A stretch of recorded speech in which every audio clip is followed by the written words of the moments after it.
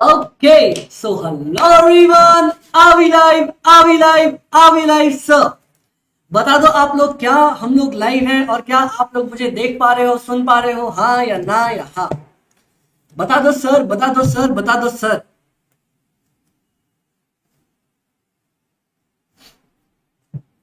हाँ जी सर, हाँ जी सर, हाँ जी सर।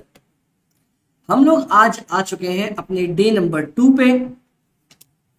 Yes sir.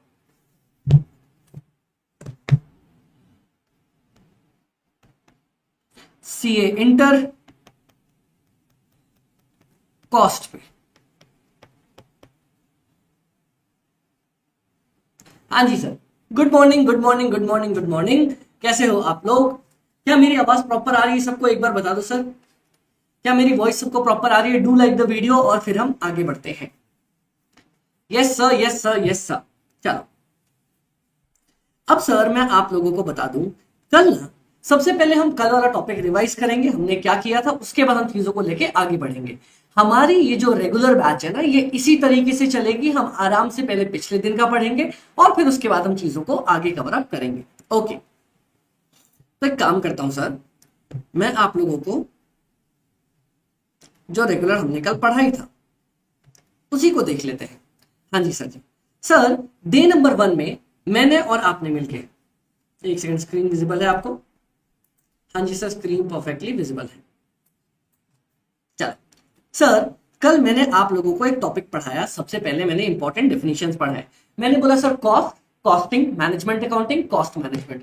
कॉस्ट का मतलब सर, या जो पैसा आपकी जेब से एक्चुअली में चला गया वो, या फिर आपकी अपॉर्चुनिटी कॉस्ट मिलके आपका कॉस्ट बनता है। सेकंड, कॉस्टिंग मतलब हर वो तरीका जिसकी मदद से मैं अपनी कॉस्ट कैलकुलेट करता हूं। थर्ड, मैनेजमेंट अकाउंटिंग, कॉस्ट की डेटा को कलेक्ट करना मैनेजमेंट अकाउंटिंग कहलाता है। उसके बाद मैंने आपको पढ़ाया कॉस्ट मैनेजमेंट, मतलब अपनी कॉस्ट को मैनेज करना is called as cost management. मैंने बोला सर बहुत बढ़िया, कोई दिक्कत का पॉइंट नहीं है।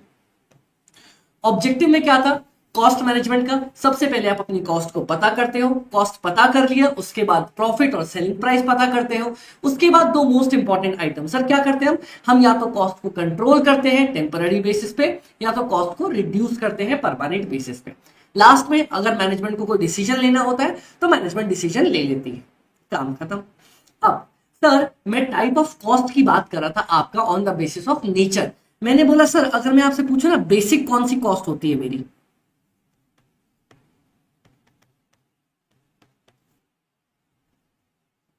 सर, मेरी बेसिक कॉस्ट होती है मटेरियल, लेबर और एक्सपेंसेस। अब सर, मटेरियल में मैंने आपको बताया था हर वो हार्ड ठोस मजबूत सामान जिसको यूज करके आप अपना फिनिश गुड्स बनाते हो इस कॉल्ड एज योर मटेरियल।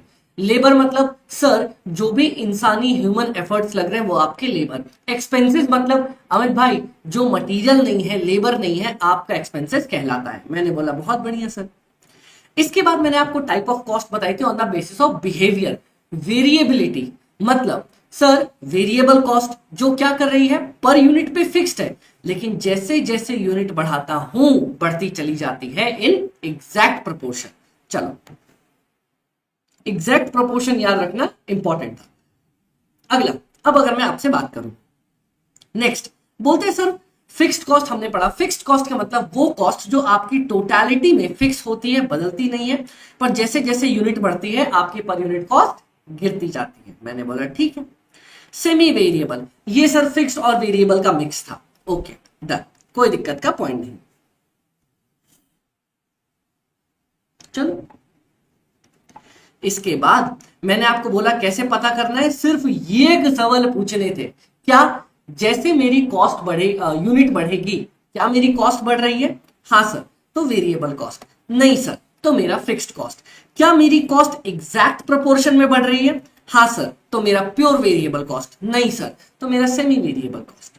अब टाइप ऑफ लॉस की बात करता हूं, नॉर्मल लॉस, एबनॉर्मल लॉस।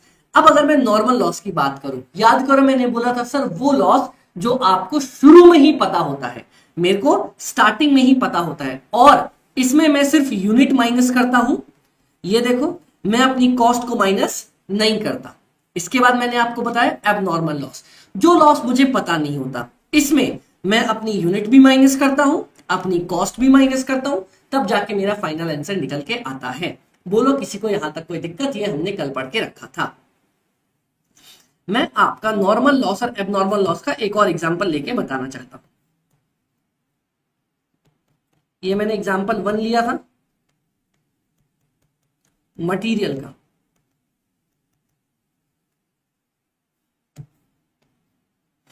अब मैं आपका एग्जांपल 2 लूंगा लेबर का।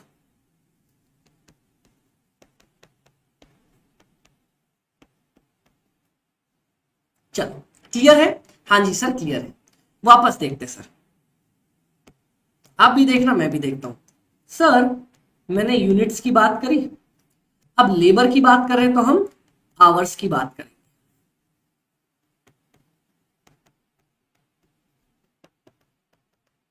सर जी ध्यान से देखना, हुआ क्या, मैंने वर्कर को बोला भाई तुम मेरे यहां काम करने आओ, 8 घंटे काम करो और मैं तुम्हें 8 घंटे काम करने के लिए 1000 रुपए दूंगा। तो 1 घंटे के कितने दे रहा हूं मैं उसको? 1000 भागा 8 बराबर 125 1 घंटे के। क्लियर हो? हाँ जी सर। अब लेकिन आप सबको पता है क्या वर्कर नॉर्मल हमेशा काम ही करते रहेगा 8 के 8 घंटे लगातार? नहीं सर। आधा घंटा वो खाना खाने के लिए ब्रेक लेगा, बीच में 5-10 मिनट सर वॉशरूम जाने के लिए, रेस्ट लेने के लिए ब्रेक लेगा। टोटल आपका वो बेचारा 1 घंटे का ब्रेक लेगा। क्या आपको स्टार्टिंग में ही पता है कि सर वो एक आदमी 1 घंटे का ब्रेक लेगा ही लेगा? हाँ जी सर। तो ये हो गया सर मेरा नॉर्मल लॉस। तो सर मुझे स्टार्टिंग में ही पता था कि सर जी मैं जो उसको पेमेंट कर रहा हूं ना 1000 रुपए की, ये आप 1000 रुपए की पेमेंट जो उसको कर रहे हो ये आप 7 घंटे के लिए कर रहे हो। तो मेरा 1 घंटे का आंसर कितना आ जाएगा? 142.86। बोल दो sir old student of yours. क्या बात है आदित्य, कैसे हो आप? चलो अब सर इसी का अगर मैं एग्जांपल ले लूं यहां पे,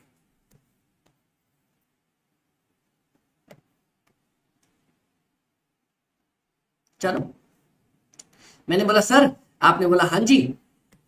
हुआ क्या, अचानक 8 घंटे के लिए मैंने उसको पेमेंट किया था, वो आया और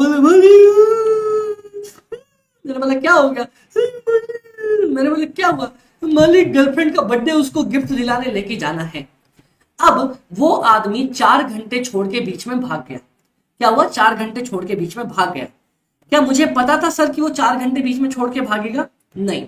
तो सर जी ये जो 4 घंटे मेरे नुकसान हुए ये एबनॉर्मल लॉस का नुकसान हो गया। ओके, तो यहां पे मैं अपनी कॉस्ट भी माइनस करूंगा, मेरा 500 रुपए का नुकसान हो गया है। समझ में आया? नेट 4 घंटे काम हुआ, 125 रुपए 1 घंटे के हिसाब से काम हुआ और 500 रुपए का काम हुआ। अब ये 500 रुपए सर देखो यहां पे तो कोई भी अमाउंट आपको दिख ही नहीं रही, मेरा कुछ नुकसान हुआ ही नहीं। बोलो कुछ नुकसान हुआ? नहीं हुआ। लेकिन यहां पे अगर आप देखोगे तो मेरा नुकसान हुआ है 500 रुपए का। तो ये नुकसान आपका प्रॉफिट एंड लॉस स्टेटमेंट के अंदर जाता है। बोलो कोई दिक्कत है किसी को यहां तक? नहीं सर अपने को कोई भी दिक्कत नहीं है यहां तक। अब मैं सर आपका कॉस्ट शीट वाला चैप्टर स्टार्ट करना चाहूंगा। बोलो if you guys are ready. बोलो sir. Scored examination in cost September because of you. क्या बात है आदित्य, मेनी मेनी कॉन्ग्रेचुलेशन यार, बहुत बढ़िया, ऑल द वेरी बेस्ट।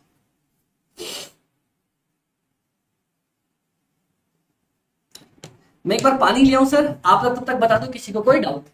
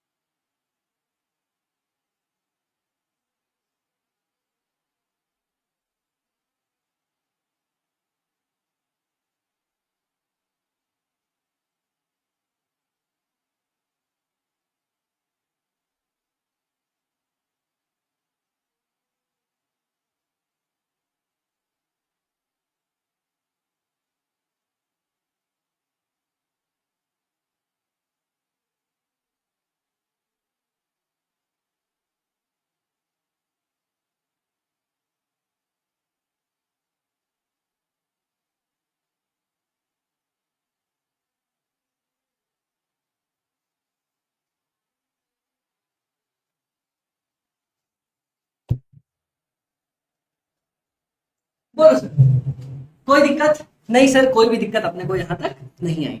अब मैं आपको क्या करवाने वाला हूं सर, नया चैप्टर जिसका नाम है हमारा कॉस्ट शीट। क्या बात है सर, मजा आ गया। मतलब हमने एक चैप्टर खत्म भी कर लिया और अब हम आज अपना दूसरा चैप्टर स्टार्ट करने जा रहे हैं। बहुत बढ़िया सर, चलो स्टार्ट करते हैं, कोई दिक्कत का पॉइंट नहीं है।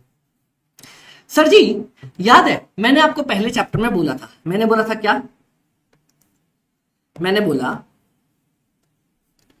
कॉस्टिंग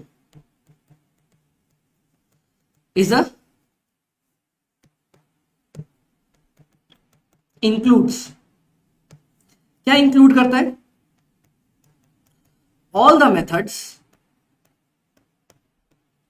by which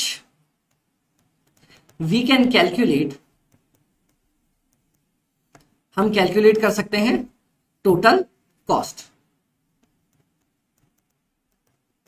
सर हर वो तरीका जिसकी मदद से आप अपनी टोटल कॉस्ट पता कर सको, आपका क्या कहलाता है, आपका कहलाता है कॉस्टिंग। मैंने बोला बहुत बढ़िया सर, कोई दिक्कत का पॉइंट नहीं है। अब इन्हीं में से एक तरीका कल आपने मुझे बताया था, मैंने बोला सर कुर्सी की कॉस्ट कैसे पता करोगे, आपने बोला सर इतने का इसमें गद्दा लगा हुआ है, इतने के चेयर लगी में प्लास्टिक लगा है, इतने का नेट लगा है, इतने के चक्के लगे हुए हैं, आपने ये सब कुछ मुझे बता दिया। मैंने बोला बहुत बढ़िया सर, कोई दिक्कत का पॉइंट नहीं है। ये हमारा चल रहा था सर कॉस्ट शीट। सर अब सुनो, व्हाट इज कॉस्ट शीट?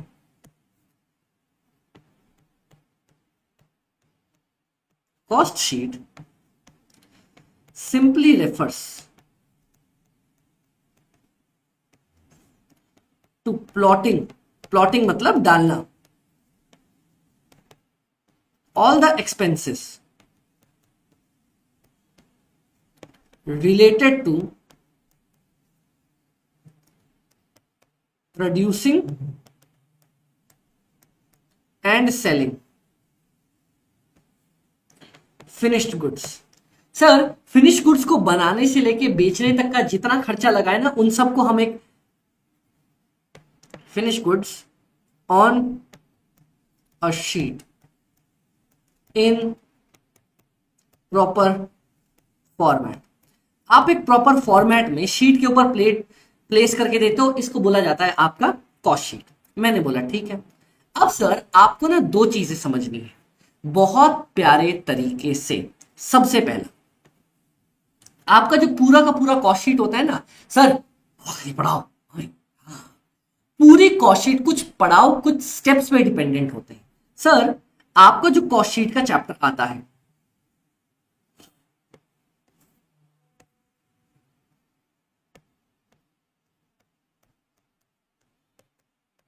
आपका जो कॉस्ट शीट का चैप्टर आता है, ये कॉस्ट शीट का चैप्टर ना सर 10 मार्क्स का आता है एग्जाम के अंदर।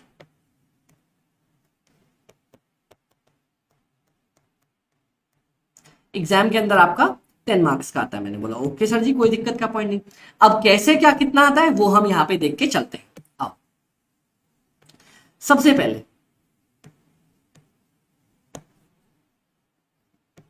Entire cost sheet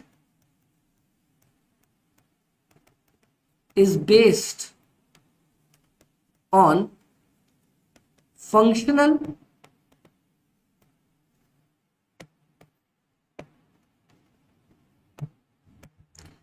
classification. अब अमित भाई ये फंक्शनल क्लासिफिकेशन क्या है, मैं अभी बताता हूं। हो रुक जाना नहीं कहीं तू हार के, इससे पहले भी गाइस कल मैंने और आपने कुछ स्पेस छोड़ी थी, उस स्पेस को आप कवर अप करके चलना है। मैंने बोला ओके सर जी आओ। याद है मैंने आप लोगों को यहाँ पे मटेरियल लेबर और एक्सपेंसेस के बाद थोड़ी सी जगह छुड़वाई थी कि अपने को कुछ करना है यहाँ पे। हाँ जी सर, आपने स्पेस छुड़वाया था कि अपने को करना है यहाँ पे। अब मैं उसी को आगे बढ़ाऊंगा और देखूंगा। चलो देखते हैं सर सुनना, मटीरियल लेबर एक्सपेंसेस की बातें करते हैं। अब मेरी बात सुनो, सबको समझ में आ गया था मटेरियल क्या है, लेबर क्या, एक्सपेंसेस क्या है। अब सर जी सबके घर में हुआ क्या,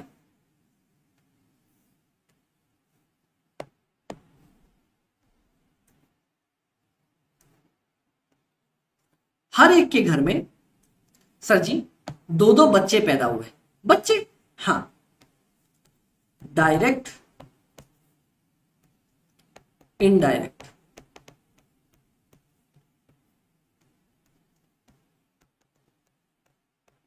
डायरेक्ट, इनडायरेक्ट,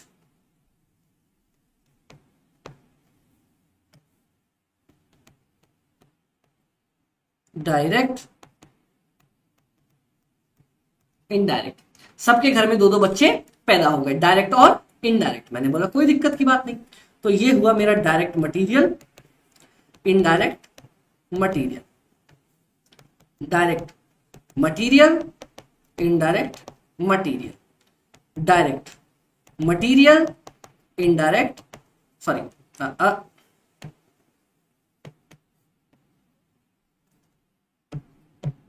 यहां आया मेरा direct labour, indirect labour, direct expenses, indirect expenses.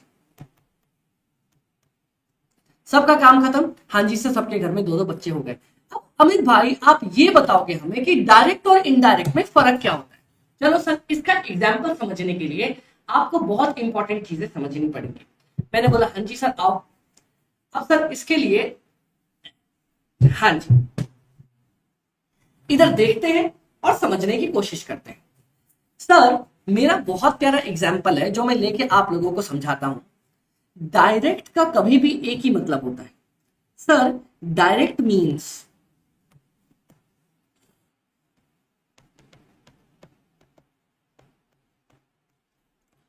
if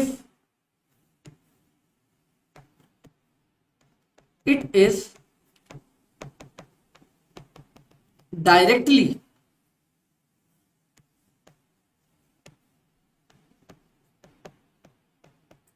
related to production. अगर ये मेरा डायरेक्टली प्रोडक्शन से रिलेटेड है तो ये मेरा क्या कहलाएगा, डायरेक्ट। ठीक है सर, अब मेरी बात सुनना। Sir directly related to production मतलब if can be calculated for 1 unit. अगर आप एक यूनिट के लिए अपनी कैलकुलेशन कर सकते हो। मैंने क्या बोला सर, अगर आप एक यूनिट के लिए अपनी कैलकुलेशन कर सकते हो।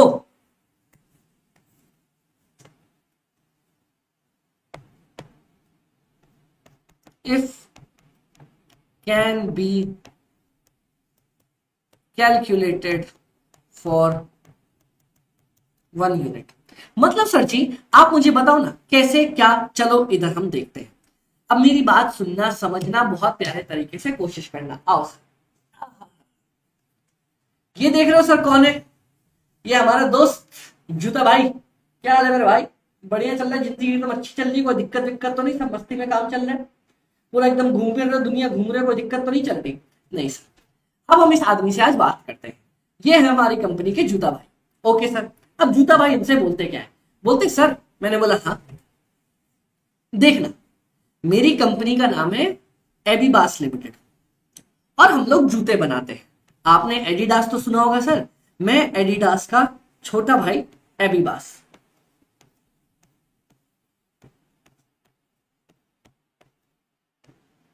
चलो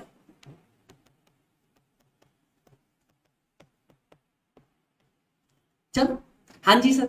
अब मैं देखता हूं सर, इसको बनाने के लिए आपको क्या क्या खर्चे लगे होंगे सर इस शूज को बनाने के लिए। सबसे पहले मैं मटेरियल की बात करता हूं। मटेरियल में मुझे क्या क्या लग गया होगा सर। मटेरियल में आपको सबसे पहले लेदर लगा होगा, लेदर। चलो लेदर के बाद आपको ये लेस लगी होंगी। हाँ जी सर, लेस। उसके बाद ये सोल लगा होगा सर। उसके बाद ध्यान से देखना, बहुत ज्यादा प्यारे तरीके से मैं आपको समझाऊंगा। ये धागा लगा होगा, ये धागा स्टिचिंग करने के लिए। चलो क्लियर। ग्लू लगी होगी, ग्लू भी लगी होगी। और मैं देख लेता हूं सर, मोटा मोटी इतना काम ये मेरे को बता रहा है। अब मैंने वो बोला सर कि जब भी आप किसी एक यूनिट के लिए कैलकुलेट कर सकते हो, मतलब एक बात बताओ सर, एक जूता बनाने में कितने लेस लगे होंगे? जल्दी बताओ, आप बताओगे मुझे। सर जी, एक जूता बनाने के लिए कितना लेस लगा होगा? एक लेस।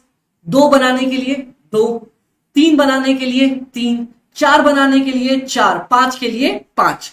तो सर बात यह है, जब आप किसी चीज को ट्रेस कर सकते हो डायरेक्टली एक यूनिट से रिलेटेड, तो वो आपका डायरेक्ट मटेरियल बन जाता है।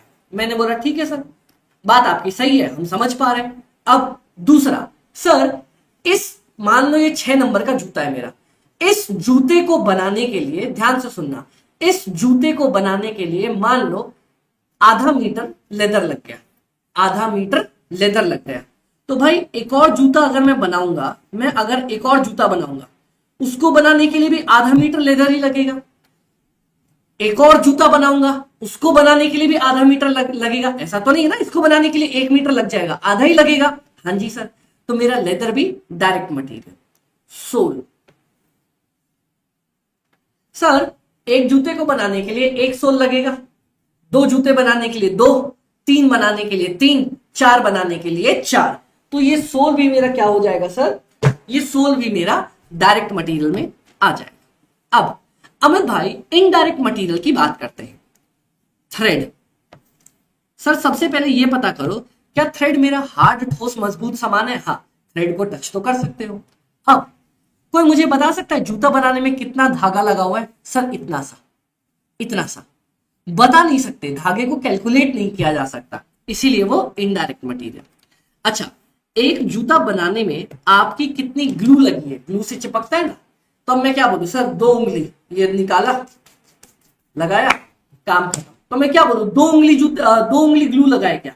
नहीं, आप पर यूनिट नहीं निकाल सकते, इसीलिए वो आपका इनडायरेक्ट मटेरियल बन जाएगा। बोलो सर, क्या आपको डायरेक्ट और आपको इनडायरेक्ट के बीच का फर्क समझ में आया? बोलो बोलो सर, बोलो सर, बोलो।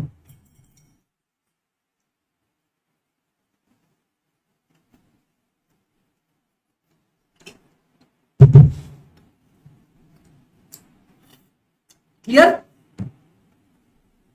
हाँ जी सर, कोई दिक्कत नहीं। चलो आगे। अब सर इसी तरह डायरेक्ट लेबर और इनडायरेक्ट लेबर की हम बात करके देखते हैं। सर डायरेक्ट लेबर, मेरा वर्कर जो है,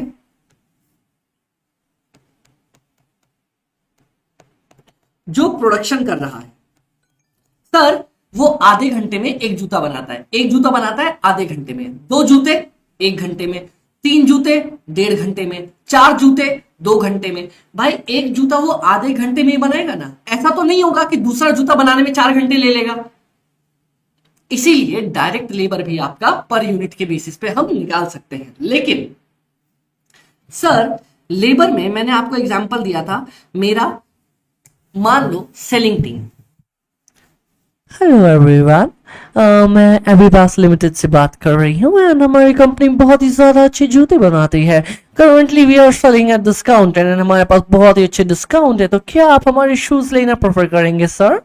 तो आप बताओ सर, अगर मेरी कंपनी क्या कर रही है सर? शूज सेल कर रही है। तो एक बात बताना, मैं सेलिंग डिपार्टमेंट की बात करूं, भाई इसने अगर एक जूता बेचा तब भी इसकी 10,000 की सैलरी, दो जूते बेचे तब भी 10,000 की सैलरी, तीन जूते बेचे 10,000 की सैलरी, 10,000 जूते बेचे तब भी 10,000 की सैलरी। क्या आप इसको पर यूनिट कैलकुलेट करके दे सकते हो? नहीं सर, इसका भी पर यूनिट कैलकुलेशन पॉसिबल नहीं है, इसीलिए ये भी मेरा इनडायरेक्ट कहलाएगा। अब मैं बात कर लेता हूं सर एक्सपेंसेस को लेके। चलो अमित भाई, डायरेक्ट एक्सपेंसेस जो डायरेक्टली मेरे प्रोडक्ट से रिलेटेड है, जैसे कि अब हुआ क्या, मैं जूते बना के बेच रहा था, अचानक मेरे पास नाइकी वाला आदमी आया, पकड़ लिया, मेरे पाँव पकड़ लिए उसने। मैंने बोला मैंने बोला छोड़, मैंने बोला नहीं, उसने बोला प्लीज, मैंने बोला नहीं, उसने बोला प्लीज, मैंने बोला नो, उसने बोला, मैंने बोला ओके रुको रुको रुको। मैंने बोला भाई एक काम कर, कंपनी अच्छी है तेरी, ठीक है, मेरा खरीदने का मन नहीं है, लेकिन एक काम करते, एक काम कर, ये जो अपना टिक मार्क है ना, हम सीएस तो उल्टा टिक लगाते हैं, तू अपना टिक मार्क मेरे को दे दे। उसने बोला ठीक है, मैं टिक मार्क दे दूंगा, लेकिन इस टिक मार्क के बदले मैं आपसे पर शूज 10 रुपए की रॉयल्टी चार्ज करूंगा। मैंने बोला ठीक है। अब बताओ सर, क्या ये जो 10 रुपए की रॉयल्टी है, सबसे पहले पता करो, क्या ये रॉयल्टी मेरा मटेरियल है, हार्ड ठोस है, टच कर सकते हो? नहीं। क्या ये रॉयल्टी मेरा लेबर है? नहीं। तो मेरा रॉयल्टी क्या है? एक्सपेंस। अब क्या मैं पर यूनिट निकाल सकता हूं? हाँ, तो मेरा डायरेक्ट एक्सपेंस। ओके। अब अमित भाई इनडायरेक्ट एक्सपेंस भी बता दो। तो इनडायरेक्ट एक्सपेंसेस की अगर मैं आपसे बात करूं तो सर जी, रेंट। भाई मैं एक जूता बनाऊं, दो बनाऊं, 2000 बनाऊं, 2 लाख बनाऊं, मेरी रेंट 10,000 की जो लगती है वो 10,000 की ही रेंट लगेगी, मेरा रेंट चेंज नहीं होने वाला है। तो इसीलिए रेंट भी आप पर यूनिट नहीं निकाल सकते। तो रेंट आपका इनडायरेक्ट एक्सपेंसेस बन जाएगा। बोलो किसी सज्जन को कोई भी दिक्कत है यहां तक? बोलो। मैं अपनी कंपनी उठा के कहीं और ले जाता हूं।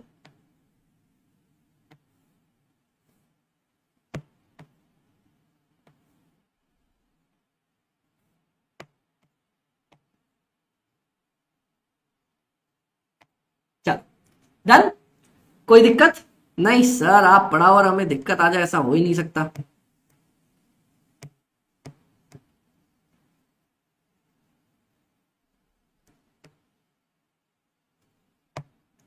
चलो, क्लियर है?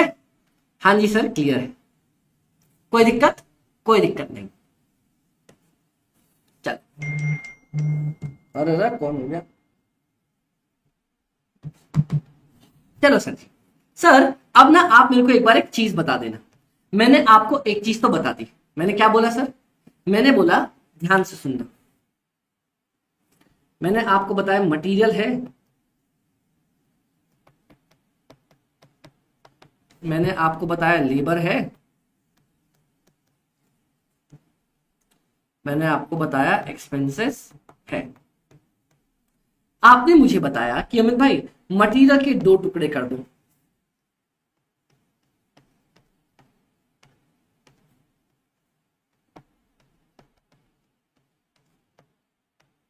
चलो,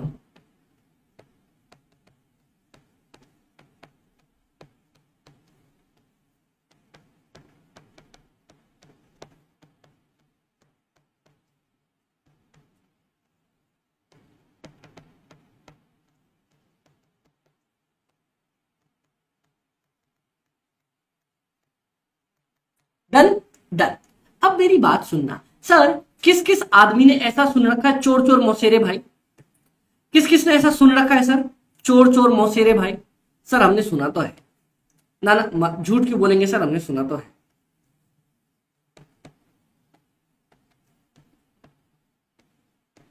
चलो, अब सर हम यहां से चीजों को आगे बढ़ाते हैं। तो आपको नहीं लगता direct material, direct labour, direct expenses, इनको एक फैमिली में लिखना चाहिए?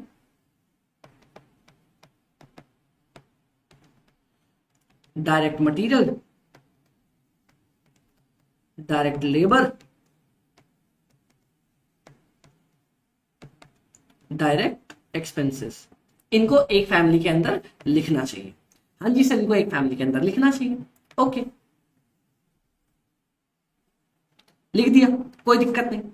सर जब आप इन सबको एक फैमिली के अंदर लिखते हो ना, तो इनका एक नाम बन जाता है, ये कहलाते हैं आपके प्राइम कॉस्ट। अब प्राइम कॉस्ट का मतलब क्या होता है? प्राइम कॉस्ट का मतलब होता है आपकी मेन कॉस्ट,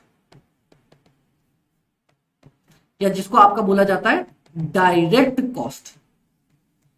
क्योंकि सर ये मेन इसलिए है क्योंकि ये नहीं होगा तो सामान बनेगा ही नहीं, मेरा प्रोडक्शन होगा ही नहीं। ओके, कोई दिक्कत? कोई दिक्कत नहीं। तो डायरेक्ट जोड़ा, काम खत्म। क्लियर? क्लियर। अब अमित भाई इधर आओ। मैंने बोला हाँ आओ। उसने बोला अमित भाई, मैंने बोला हाँ।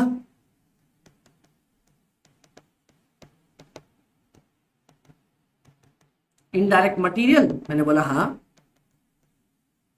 इनडायरेक्ट लेबर, मैंने बोला हाँ। इनडायरेक्ट एक्सपेंसेस, मैंने बोला हाँ। बोलता है आपको नहीं लगता ये सब भी एक जगह पे इकट्ठे होने चाहिए? मैंने बोला होने तो चाहिए। तो इन सबको भी मैंने जोड़ दिया। ठीक है, अब ये जितने भी हैं, आप एक बात बताओ, indirect material, indirect labour, indirect expenses, ये क्या बेमतलब आपके सर पे बोझ नहीं बन गए? सर के ऊपर बोझ नहीं बन गए, तो इसीलिए इनका नाम रखा गया है ओवर, सर के ऊपर हेड्स। सर के ऊपर मेरे बोझ बन गए, these are overheads, over the heads. तो जितने भी डायरेक्ट एक्सपेंसेस हैं, उन सब डायरेक्ट कॉस्ट है, उनको मिला के प्राइम कॉस्ट, जितने भी इनडायरेक्ट है उनको मिला के बोला गया ओवर हेड्स। बोलो, अब मैं आपसे एक और बहुत इंपॉर्टेंट सवाल पूछूंगा और आपका बहुत प्यारा टॉपिक खत्म होएगा। बोलो, यहां तक किसी को कोई भी डाउट? मुझे आप लोग कमेंट बॉक्स में मैसेज कर सकते हो सर। बोलो,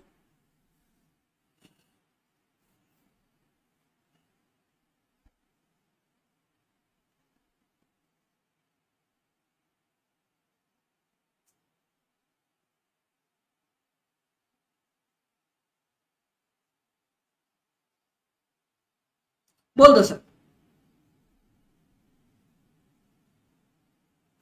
डन, डन। अब मेरी बात सुनना सर, जल्दी से बताओ, ये जो आपकी प्राइम कॉस्ट है या जो ये मेन कॉस्ट है, ये कॉस्ट आपकी कहां पे लगती होगी? ये सामान बनाने की प्रोडक्शन कॉस्ट कहां पे लगती होगी? Only and only during production.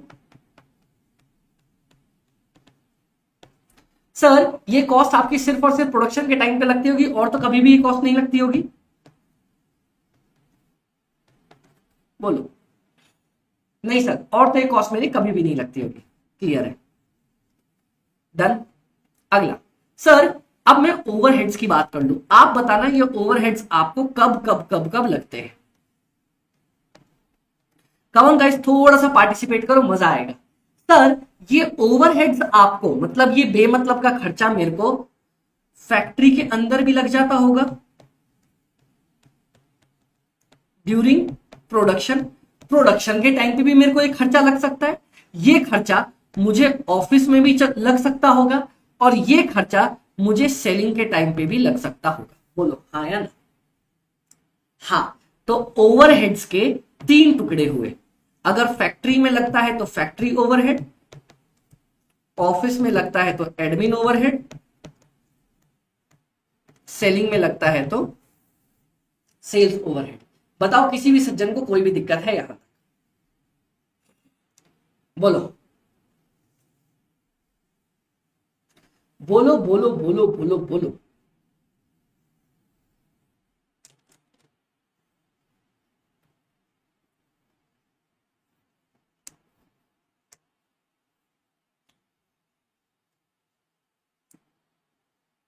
Clear? हाँ जी सर, क्लियर। क्लियर, कोई दिक्कत? कोई दिक्कत नहीं, एकदम मस्त। हाँ जी सर, मस्त। बोल दो, आप बताओगे सर? डन है? हाँ जी सर, डन है। कोई दिक्कत किसी को? कोई भी पॉइंट, कहीं भी कोई भी दिक्कत लग रही है तो बताओ।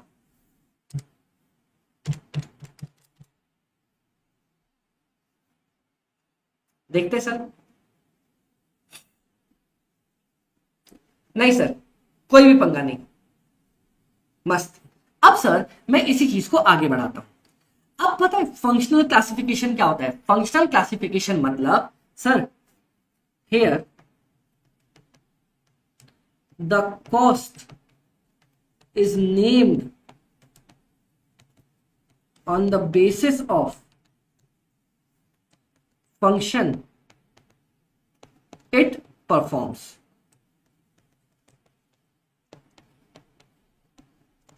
जो फंक्शन आप परफॉर्म करोगे उसके बेसिस पे आपकी कॉस्ट का नाम दिया जाएगा। ओके, जैसे कि सर, अगर आपकी मेन कॉस्ट है, sir please provide in English sir. Okay sir, अगर आपकी मेन कॉस्ट है तो आपको बोला जाता है प्राइम कॉस्ट, 5 है। सर, अगर आपकी फैक्ट्री में लग रही है तो फैक्ट्री ओवरहेड्स, अगर आपका बेचने के टाइम पे लग रहा है,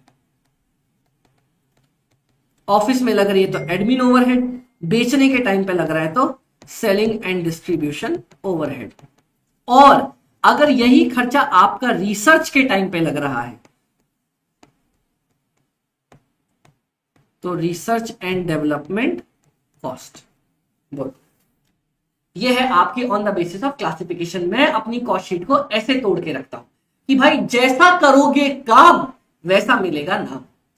बोलो, क्लियर हो?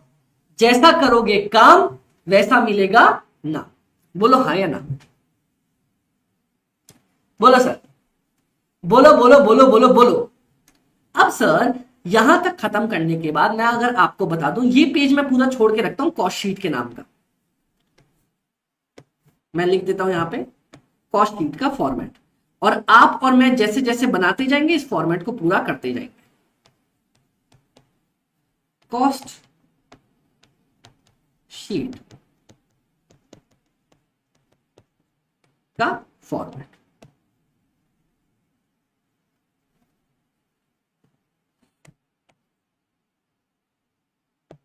डन है? डन है सर, कोई दिक्कत? कोई दिक्कत नहीं। अब कॉस्ट शीट के फॉर्मेट की आप और मैं मिलकर बात करते हैं, देखते सुनते समझते क्या होता है क्या नहीं होता। सर यहां तक आप लोग मुझे बता दो किसी को कोई डाउट है? पहले मैंने आपको बेसिक्स सारे बता दिए, अब हम आराम से चैप्टर स्टार्ट कर सकते हैं। बोल दो सर किसी को कोई भी डाउट है?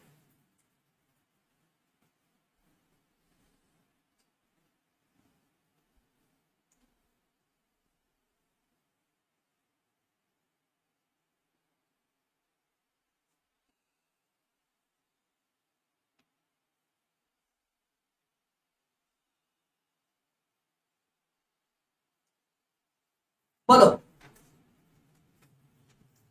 अरे सर बोलो बोलो बोलो बोलो बोलो।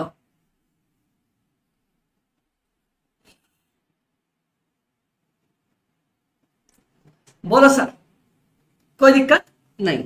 अब मैं आपको कॉस्ट शीट का फॉर्मेट बताता हूं। मतलब हम कॉस्ट शीट में क्या करने वाले हैं, आपका एक सामान बनाने का जितना भी खर्चा है ना सर, उसको हम एक शीट ऑफ पेपर पे लिखने वाले हैं।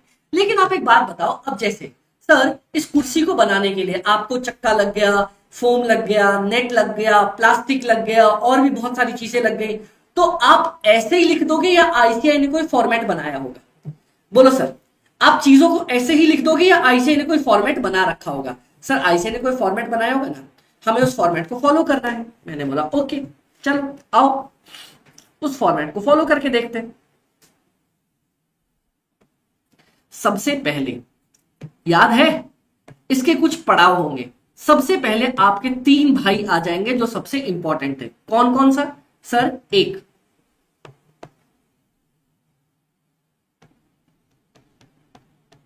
Direct material, direct labour, direct expenses. ये तीन भाई आपके सबसे पहले आ जाएंगे, और जैसे ही ये तीनों भाई आएंगे इन तीनों का एक साथ नाम पड़ेगा और आप अपना पहला स्टेप पूरा करोगे। इस स्टेप को बोला जाता है प्राइम कॉस्ट, या आपकी जो मेन कॉस्ट आपको बोली जाती है। ओके ओके, इसका working note number 1, working note number 2, working note number 3 हम बात करने वाले हैं। बोल दो हाँ जी सर, आ जाओ ना बात करते हैं। सबसे पहले हम वर्किंग नोट की बात कर लेते हैं।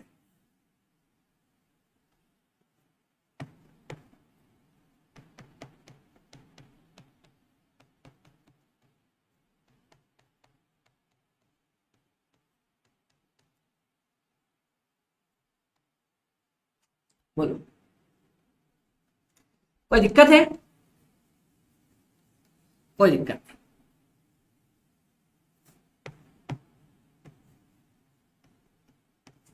क्लियर? क्लियर। मैं सबसे पहला जो वर्किंग नोट की बात करने जा रहा हूं वो है आपसे आपका मटेरियल के बारे में।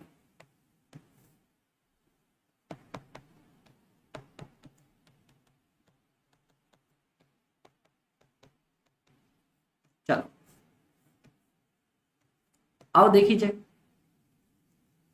अब अमित भाई, डायरेक्ट मटेरियल का मतलब सर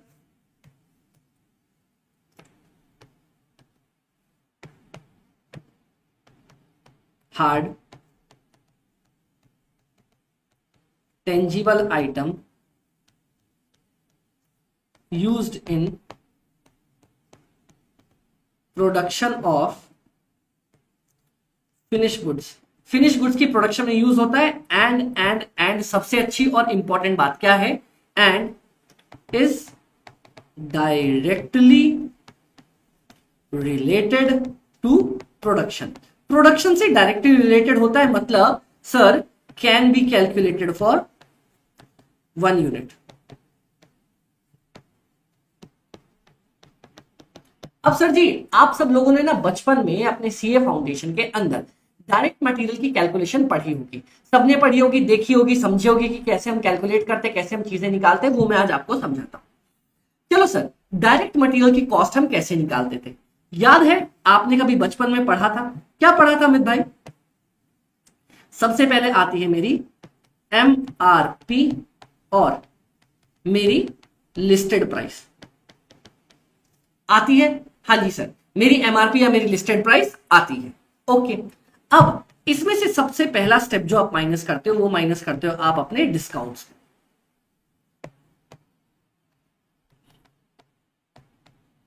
हाँ या ना? हाँ जी सर, मैं अपने डिस्काउंट को माइनस करता हूं। डिस्काउंट में कौन कौन से डिस्काउंट आते हैं? क्या क्या क्या? कौन कौन से डिस्काउंट? मतलब डिस्काउंट की भी तरह होती है क्या? होती है ना, आओ बताओ। सबसे पहला एक, तो सर आप याद है आप बोलते हो भाई 1 किलो के कितने, बोलता है 1 किलो के आपको पड़ेंगे 30 रुपए। लेकिन अगर आप साथ में एक साथ मान लो आप बोलता है कि आपको 1 किलो के 30 पड़ेंगे, लेकिन अगर आप एक साथ 5 किलो लेते हो तो मैं आपको 120 रुपए में दे दूंगा। किस में दे दूंगा? 120 रुपए में दे दूंगा। बोलो डन? डन। मैंने बोला हाँ यार, बल्क में खरीदने का डिस्काउंट मिलता है।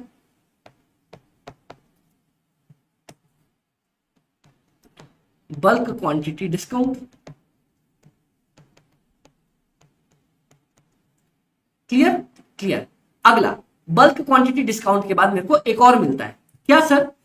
सर याद है आप अगर कैश में पेमेंट करते हो तो आपको कैश डिस्काउंट भी दिया जाता है। हाँ जी सर, मेरे को याद है ना। क्या तुम्हें याद है? याद है। एक डन। तीसरा याद है सर, ऑफर आपने सुना, लूट लो लूट लो लूट लो लूट लो लूट लो, भारी sale sale sale sale sale 20% off. आपने सुना होगा सर, मॉल्स के बाहर लगती है। हाँ, उसको बोला जाता है ट्रेड डिस्काउंट, जो सबके लिए एप्लीकेबल होती है, ऑल ओवर वर्ल्ड के लिए। और एक जो सरकार सब्सिडी दे देती है लोगों को। डन। कोई दिक्कत? कोई दिक्कत नहीं। तो अब सर जी आप एक बात सुनना, ये बल्क डिस्काउंट जो है ये सबके लिए है, ठीक है, तो इसको माइनस कर देना। ट्रेड डिस्काउंट पूरी दुनिया के लिए है, सबको मिलता है, तो माइनस कर देना। सब्सिडी पूरी दुनिया के लिए है, तो इसको माइनस कर देना। लेकिन कैश डिस्काउंट ये सिर्फ उन लोगों के लिए अवेलेबल है जो कैश में आपको पेमेंट करते हैं। तो ये sir it is of financial nature, ये फाइनेंशियल नेचर का खर्चा है, तो इसीलिए मैं कैश डिस्काउंट को माइनस नहीं करता। बोलो कोई दिक्कत? इसीलिए मैं कैश डिस्काउंट को माइनस नहीं करता हूं। तो मेरे पास आ गया MRP minus discount net price. बोलो आप सब लोगों को क्लियर यहां तक? हाँ जी सर क्लियर, हमें कोई दिक्कत का पॉइंट नहीं। अब नेट प्राइस में से कुछ चीजें देखते हैं हम क्या एडजस्ट करेंगे। सबसे पहले भाइयों बहनों, अगर सामान ले रहे हो तो उसका जीएसटी बिल जरूर लेना। जीएसटी या टैक्स आप अपना ऐड करते हो? हाँ ऐड करते हैं, लेकिन सर पता है यहां भी एक लोचा है। मान लो मैंने टैक्स जीएसटी दिया 1000 रुपए का और सरकार ने मुझे 300 रुपए रिफंड कर दिए। क्या हुआ? मैंने 1000 रुपए जेब से दिए, सरकार ने मेरे को 300 रिफंड कर दिए, तो जेब से लगे कितने? भाई लगे तो मेरे खाली 700। तो लो ना भाई, जय श्री महाकाल का नाम लेके रिफंड माइनस कर देना। अगर आपको कोई भी रिफंड मिल जाता है, रिफंड आपका माइनस कर देना। चलो अगला, जीएसटी रिफंड माइनस कर दिया। अब सर अगर आप सामान मंगा रहे हो और मंगाने में रिक्शा भाड़ा लग रहा है, जोड़ देना। अगर आपको सामान मंगाने में सामान का इंश्योरेंस कराना पड़ रहा है, क्योंकि सर मेरा सामान आता है 7 समंदर पार से, तो अगर समंदर में ही डूब गया तो इंश्योरेंस करवाना है, करवा लिया, फ्रेट हो गया, इंश्योरेंस हो गया। अगला, सर अगर सामने वाले को कमीशन देना पड़ रहा है, क्योंकि सर वो मेरे बदले जाके मेरा माल परचेज करके लेके आ रहा है, तो मैंने उसको कमीशन दिया, मैंने बोला ठीक है, ये भी काम खत्म। क्लियर? कोई दिक्कत किसी को यहां तक? बोलो बोलो सर।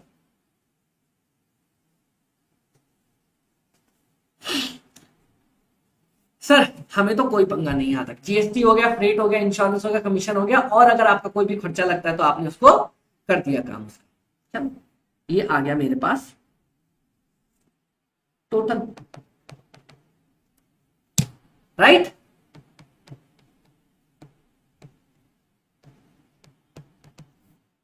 टोटल परचेज करने की कॉस्ट। आप में से किसी को कोई भी दिक्कत है यहां तक तो पहले मुझे बताओ,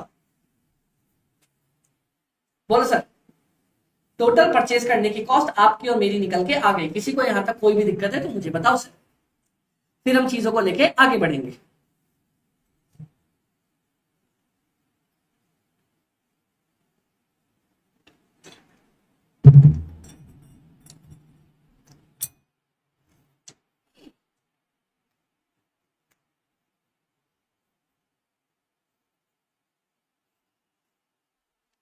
बोल दो।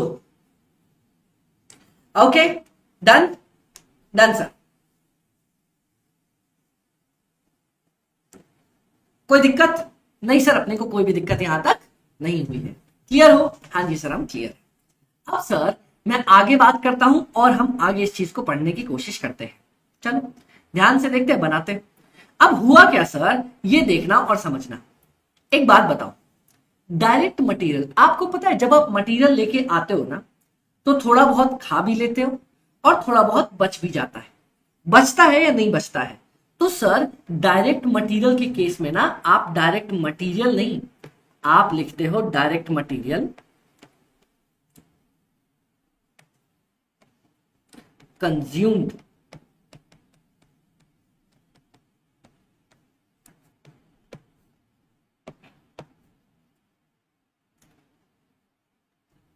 मैंने कितना मटेरियल कंज्यूम कर लिया है, मैंने कितना मटेरियल कंज्यूम कर लिया है, ये है मेरा डायरेक्ट मटेरियल कंज्यूम्ड। बोलो कोई दिक्कत? नहीं सर, अपने को कोई भी दिक्कत यहां तक नहीं आई। ये है मेरा डायरेक्ट मटेरियल कंज्यूम्ड। क्लियर है सर जी? कोई दिक्कत का पॉइंट नहीं। डन। तो अब डायरेक्ट मटेरियल कंज्यूम्ड में पता है क्या होगा, आपने टोटल परचेज कॉस्ट निकाल लिया। अब सर ये तो आप सामान खरीद के लेके आए, हो सकता है मेरे पास थोड़ा सा सामान शुरू में भी पड़ा हो सकता है सर, हो सकता है, हो सकता है।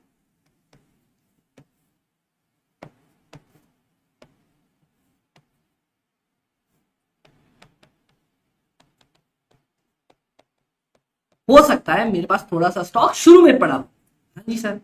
और ये भी हो सकता है कि मेरे पास थोड़ा सा स्टॉक बच जाए, माइनस क्लोजिंग स्टॉक। मतलब आप ये समझो, मैं 1000 किलो खरीद के लाया था, 100 किलो मेरे पास शुरू में पड़ा हुआ था, और अभी भी 300 किलो मेरे पास पड़ा रह गया। तो सर आपने खा पी के कितना कंज्यूम किया है, ये निकल जाएगा मेरा टोटल डायरेक्ट मटेरियल कंज्यूम्ड। कितना खाया? बोलो। Done done. ऐसे निकलता आपका डायरेक्ट मटेरियल कंज्यूम्ड। क्लियर हुए सर आप लोग? हाँ जी सर, हम लोग बहुत प्यारे तरीके से क्लियर हो गए हैं। कोई पंगा नहीं सर, अपने को कोई भी पंगा यहां तक नहीं आया। Done done.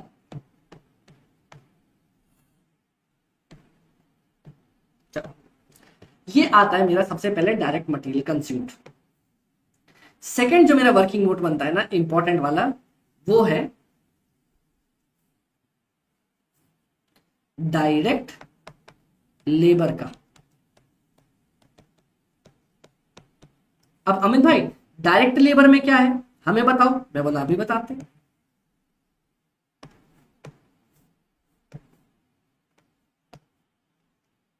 चलो, डायरेक्ट लेबर का मतलब पता है क्या सर? डायरेक्ट लेबर का मतलब all the payment made to the worker involved in the production of finished goods।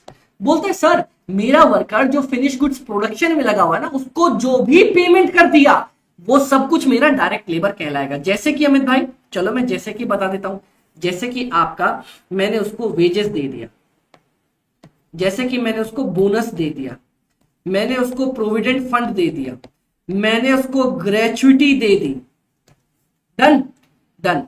मैंने सर उसको पेंशन दे दिया।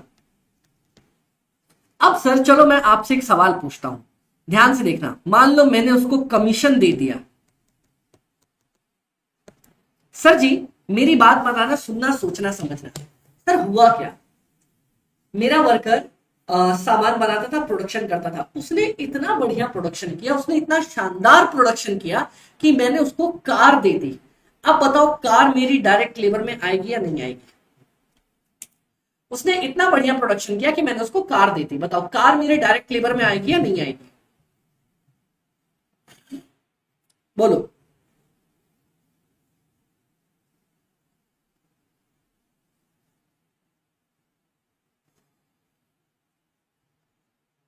क्या कार मेरे डायरेक्ट लेबर में आएगी या नहीं आएगी?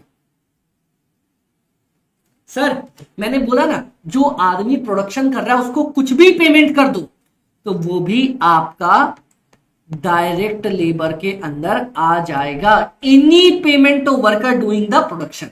चलो मेरा डायरेक्ट लेबर भी खत्म हो गया, मेरे 2 वर्किंग नोट तो आराम से खत्म हो गए, कोई दिक्कत ही नहीं पड़ा। अब मजा आएगा तीसरे और चौथे वर्किंग नोट में, वो अपन साथ में बनाने वाले हैं। थर्ड वर्किंग नोट और आपका फोर्थ वर्किंग नोट।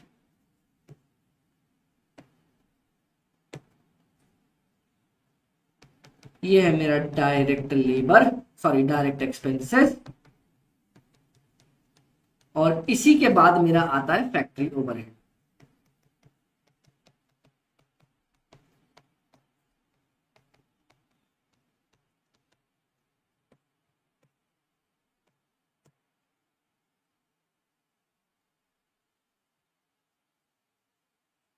बोलो सर किसी भी सज्जन को कोई भी दिक्कत है यहां तक? नहीं सर अपने को कोई भी दिक्कत नहीं है यहां तक, मेरे सारे पॉइंट्स क्लियर है? हाँ जी सर मेरे सारे पॉइंट्स क्लियर है आपके यहाँ। अब सुनो समझो देखो, सर डायरेक्ट एक्सपेंसेस का मतलब क्या हुआ, समझना। Refers to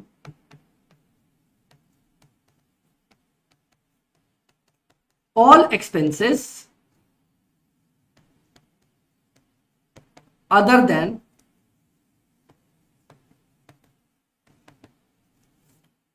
material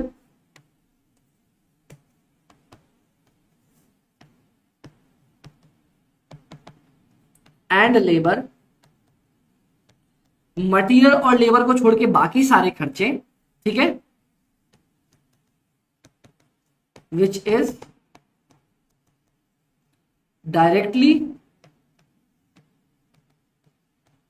related to the production, जो आपका डायरेक्टली प्रोडक्शन से रिलेटेड है, ठीक है।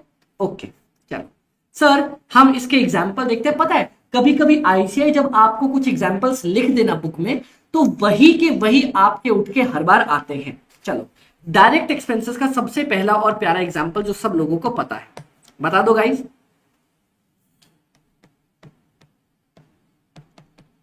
रॉयल्टी या पेटेंट, ये तो सबको पता है, रॉयल्टी हो गया पेटेंट है, ये तो आपको पता है, इसमें तो कोई दिक्कत का पॉइंट नहीं है। नहीं सर रॉयल्टी और पेटेंट के अंदर किसी को कोई भी दिक्कत का पॉइंट नहीं है। अब हम इसके अलावा और पकड़ने की कोशिश करते हैं। रॉयल्टी भी हो गया, पेमेंट भी, पेटेंट भी हो गया। मेरी बात सुनना सर, बहुत ज्यादा इंपॉर्टेंट है। Any special item is always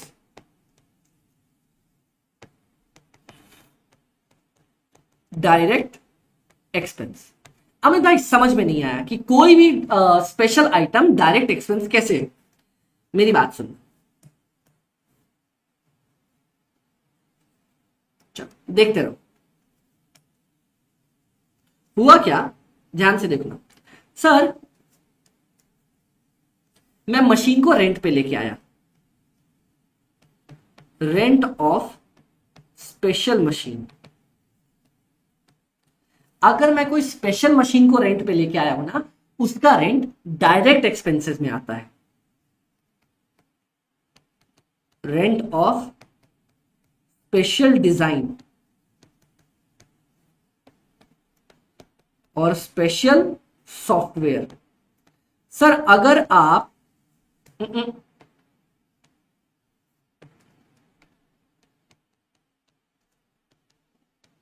cost of special design या स्पेशल सॉफ्टवेयर, मान लो मैंने कोई स्पेशल सॉफ्टवेयर बनाया या स्पेशल डिजाइन बनाया, वो भी मेरा कहां जाएगा, डायरेक्ट एक्सपेंसेस में। सर आपको एक पॉइंट पता है क्या अमित भाई? बताओ ना, हमें बताओ ना, हमें बताओ। आपने कभी सुना है सर बचपन में वो खुशबू वाले रबड़ आते थे, इतनी मस्त स्मेल आती थी उनमें से। हाँ, उनको बनाने के लिए ना खांचे चाहिए होते थे, खांचे, ब्लैंक स्पेस जिसमें वो रबड़ डालते थे और रबड़ वैसा बन जाता था। उसको बोलते हैं सर मोल्ड्स एंड पैटर्न। क्यों सर? क्योंकि ये स्पेशल है। अगला, इनके अलावा ध्यान से सुनना सर, ये भी हो गया आपका रेंट हो गया, स्पेशल डिजाइन, स्पेशल सॉफ्टवेयर हो गया, मोल्ड एंड पैटर्न हो गया। इसके अलावा एक और बहुत ज्यादा स्पेशल पॉइंट है सर, आपने बिजली सुनी है? हाँ मैंने बिजली सुन रखी है ना। बिजली में क्या है सर, एक तो नॉर्मल इलेक्ट्रिसिटी लगती है और एक बड़ी मशीन को चलाने के लिए हीट, पावर, फ्यूल, ये बड़ी मशीन को चलाने के लिए लगता है। हाँ जी सर लगता है, ये हमने सुना है, सुना है अमित भाई, हमने सुना है।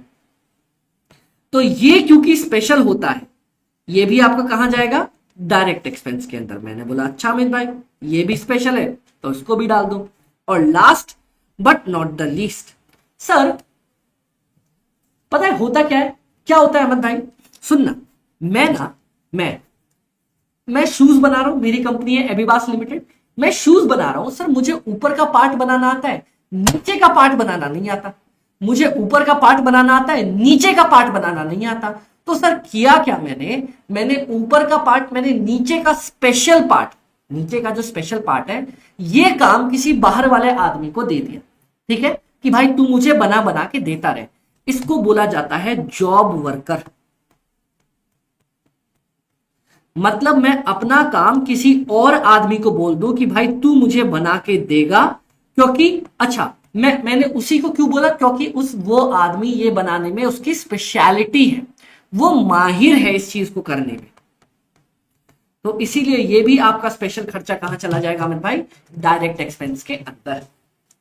एक मेरा रॉयल्टी, एक मेरा पेटेंट, एक मेरे सारे स्पेशल आइटम कहां चले जाएंगे अमित भाई, ये चले जाएंगे मेरे डायरेक्ट एक्सपेंस के अंदर। कोई भी स्पेशल सुन लिया तुमने, स्पेशल रेंट सुना, या फिर स्पेशल डिजाइन सुना, या फिर पावर हीट सुना, या फिर सर जॉब वर्कर सुना, या फिर सर आपने मोल्ड एंड पैटर्न सुना, ये सारे के सारे खर्चे आपके चले जाएंगे डायरेक्ट एक्सपेंसेस के अंदर।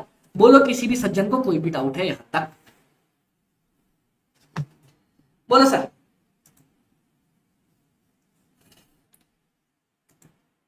बोलो सर, किसी को कोई भी डाउट है यहां तक?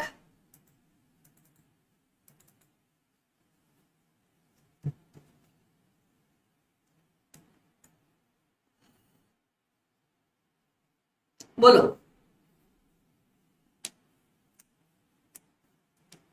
डन?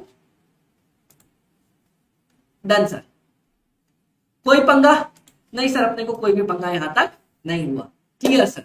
तो आज की क्लास गाइस हम यहीं तक रखेंगे, ये वाला पार्ट हमारा नेक्स्ट से पढ़ेंगे। हमने वर्किंग नोट नंबर 1, 2, 3 मिल के साथ में कवर अप कर लिया है। इन तीनों को जोड़ दूं, ये तो सबसे पहले मेरा यहां पे मेरे को लिखना पड़ेगा डायरेक्ट मटेरियल कंज्यूम्ड, चलो, बाकी डायरेक्ट लेबर डायरेक्ट एक्सपेंसेस जोड़ दूं, मेरा प्राइम कॉस्ट बन जाता है, मेरा काम खत्म है।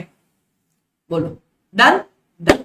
ओके ओके, तो अब आपसे मुलाकात होगी कल सर 11 बजे। तब तक के लिए bye bye, take care take care take care take care take care take care take care sir, take care.